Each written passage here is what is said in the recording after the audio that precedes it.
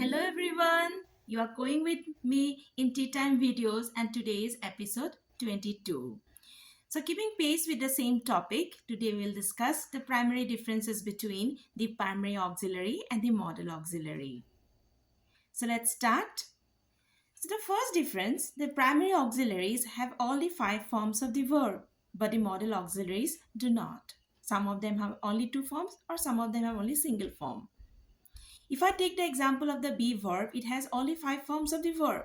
The base form is be, the S form is am is are, the past form is was or were, the ing form is being, and the past participle form is been. Similarly, have and do also have all the five forms. In this context, I want to just inform that be verb is the only verb in English grammar out of the five forms. They are altogether 8 in number. So now continuing again with the differences, we are going to the second difference. The second difference between a primary and a modal auxiliary is that primary auxiliaries can be used as a main verb as well as a helping verb in a sentence. But the modal auxiliaries are always used as a helping verb. Now let me be clear with an example. If I say he is a player and he is playing football now, in both the sentences I have used the auxiliary is. But in the first sentence, when I say he is a player, I have used is as a primary auxiliary, the main verb. But in the second sentence, I have used it as a helping verb, helping the main verb, playing. He is playing football now. The another example, if I say he can play very well. So here I have used can as only a helping verb, helping the main verb. I cannot use can as a main verb in the sentence. This is the second difference.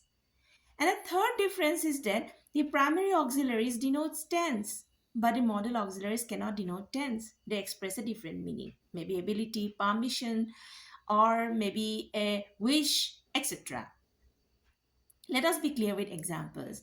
When I say I have finished my work, so here have is a primary auxiliary helping the main verb in indicating the perfect tense.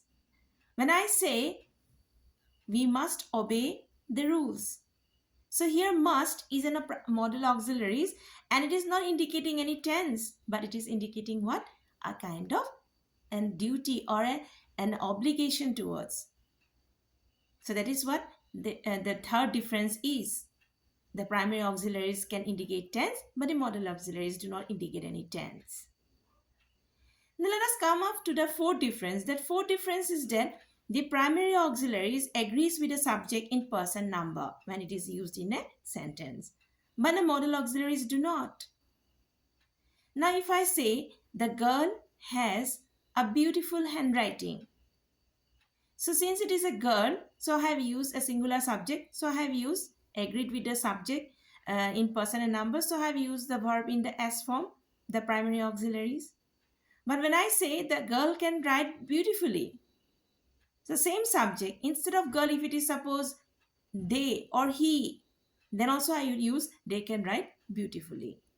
So a modal auxiliaries never agrees with the subject in person and number, but the primary auxiliaries do. And the last difference is that the the primary auxiliaries, when they are used in a sentence helping the main verb, the main verb can be in any of the forms, base form, ing form, or past participle form to indicate the tense.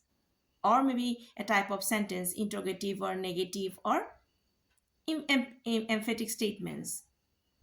But whenever we use the modal auxiliaries, we have to see that the main verb is always in the base form. We cannot use in any other forms. Now let me be clear with the example.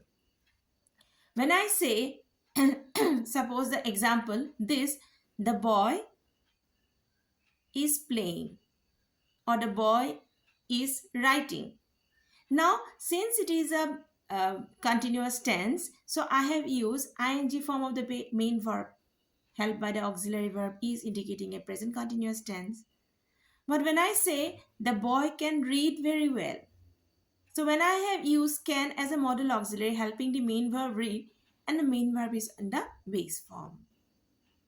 So whenever we use a modal auxiliary, the main verb should be always in the base form. But when we use a primary auxiliaries to indicate tense or interrogative or any of the type of sentences, it can be in any of the forms of the verb.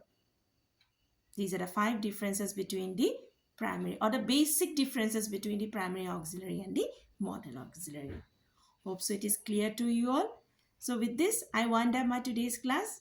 Thank you everyone and have a nice day.